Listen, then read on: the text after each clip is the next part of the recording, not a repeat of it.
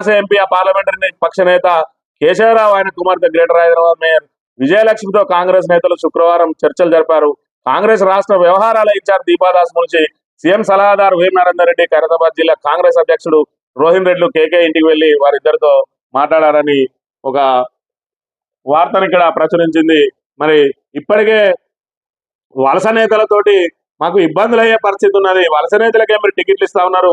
రేపు వలస నేతలను తీసుకొచ్చి నెతికెక్కించుకుంటే 10 ఏళ్ల పాటు మేము మరి ప్రతిపక్షంలో ఉండి పోరాటం చేసినా మాకు గుర్తింపు ఏదని చెప్పి ఒకవైపు ఇప్పటికే కాంగ్రెస్ లో కుమ్ములాటలు జరుగుతున్నా అవేవి పట్టించుకోకుండా పిడచెవిన పెట్టిన రేవంత్ సర్కారు మరి చేరికలపైనే దృష్టి పెట్టింది.